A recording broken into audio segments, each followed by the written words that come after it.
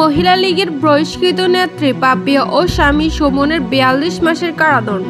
প্রায় ৬,২৪,০০,০০০ টাকার অবৈধ সম্পদ অর্জনের অভিযোগে দায়ের করা মামলায় নরসিংদী জেলার যুব মহিলা লীগের বহিষ্কৃত নেত্রী শামীমা নূর পাপিয়া ও তার স্বামী মফিজুর রহমান সুমনের ৪২ মাসের কারাদণ্ড দিয়েছে আদালত।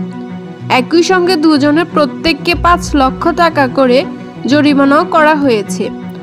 অনাদায়েও আরও ৬ মাসের কারাদণ্ড ভোগ করতে হবে। বৃহস্পতিবার ১৪ আগস্ট ঢাকার বিশেষ জজ আদালত ৩-এর বিচারক মোহাম্মদ আবু তাহের এই রায় ঘোষণা করেন। আদালতে এই সময় জামিনে থাকা পাপিয়া দম্পতি উপস্থিত ছিলেন। রায়ের পরপরই বিচারক তাদের জামিন বাতিল করে কারাগারে পাঠানোর নির্দেশ দেন। রায়ে বিচারক বলেন, রাষ্ট্রপক্ষ তাদের বিরুদ্ধে আনীত অভিযোগ নিঃসন্দেহে প্রমাণ করতে পেরেছে। ২০২০ সালের ৪ আগস্ট দুদক মামলার সম্মিলিত জেলা কার্যালয় ১-এ পাপিয়া দম্পতির বিরুদ্ধে মামলা দায়ের করে।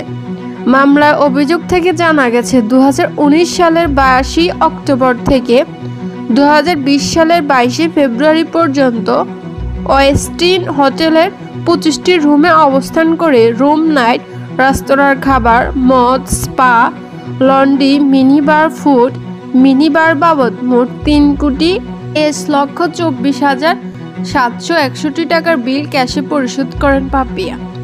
হোটেলে থাকা অবস্থায় প্রায় ৪০ লক্ষ টাকার শপিংও করেন।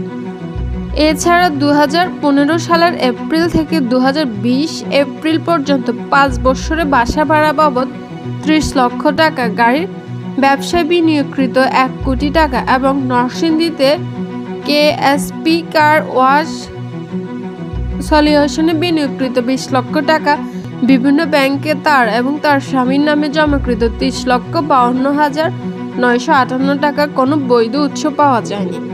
পরে অভিযান চালিয়ে তাদের কাছ থেকে ৬০টি পাসপোর্ট, ২,১২,২৭০ টাকা, ২৫,৬০০ লিটার জাল নোট, ১১,০০০ মার্কিন ডলার সহ আরও অনেক কিছু উদ্ধার করা হয়।